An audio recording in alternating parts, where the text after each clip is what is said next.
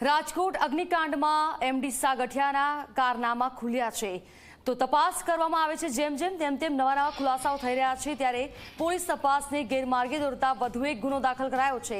Police પૂછપરછમાં ખોટી minutes not રજૂ કરતા ગુનો દાખલ થયો છે।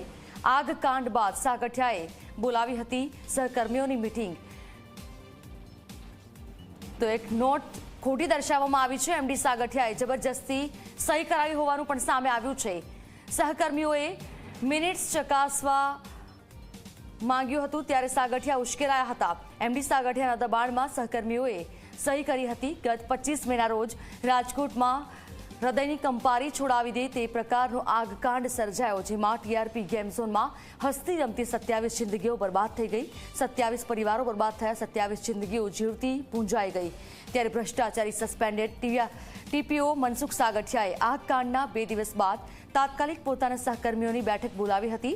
ભ્રષ્ટ સાગઠિયો જાણતો હતો કે તપાસનો રેલો તેના સુધી પણ આવશે, એટલે જ તેણે સમયાંતરે કરેલા કામની મિનિટ્સમાં નોટ બનાવી, પરંતુ મિનિટ્સ નોટમાં જરૂરી સહકર્મીઓની સહી તેણે કરાવી ન હતી।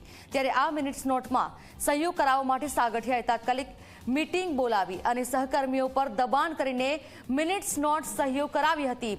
જ્યારે સહકર્મીઓએ ચકાસણી કરવા માટે મિનિટ્સ નોટ્સ માંગી તો ભ્રષ્ટાચાર હેઠળ દબાયેલો ભ્રષ્ટ સાગઠિયો સહકર્મીઓ પર ગુસ્સે ભરાયો હોય તે પ્રકારે માહિતી સામે આવી છે।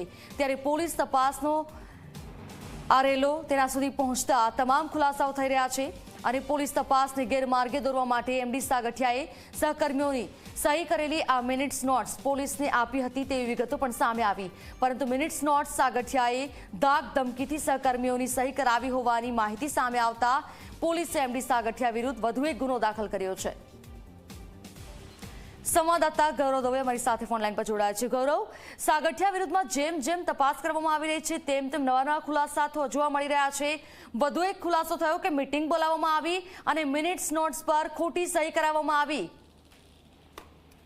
ચોક્કસ જ ઝરણા ટીઆરપી ગેમ ઝોન અગ્નિકાંડની અંદર પોલીસ દ્વારા સતત તપાસનો દોર છે તે ચાલુ રાખવામાં આવ્યો છે। જ્યારે તત્કાલીન ટીપીઓ એમડી સાગઠિયાને કોર્ટની સમક્ષ રજૂ કરવામાં આવ્યો હતો ત્યારે તેના હાથમાં એક પિંક કલરની ફાઇલ છે તે જોવા મળતી હતી અને આ ફાઇલ જ્યારે પોલીસે કબજે લીધી હતી અને એ ફાઇલની તપાસ છે તે જ્યારે ક્રાઇમ બ્રાન્ચની એસઆઈટીની ટીમ દ્વારા કરવામાં આવી ત્યારે અનેક ભાંડાઓ છે તે એમડી સાગઠિયાના ફૂટ્યા છે।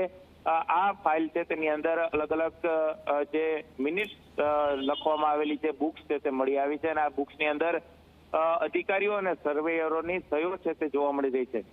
તપાસ જે રીતના ક્રાઇમ બ્રાન્ચની ટીમ દ્વારા કરવામાં આવીને તેની અંદર ખુલાસો એ થયો છે કે 27 તારીખના એટલે કે આગ લાગ્યાની ઘટનાના બીજા દિવસે તાત્કાલિક જ એમડી સાગઠિયા છે કે તેમને તમામ અધિકારીઓની ટીપી શાખાના અધિકારીઓની મિટિંગ છે તે બોલાવી હતી અને તમામ અધિકારીઓ પાસે તેમને જે મિનિટ્સો લખી હતી તે મિનિટ્સોમાં સહી છે તે દબાણપૂર્વક કરાવી હોવાનું સામે આવ્યું છે।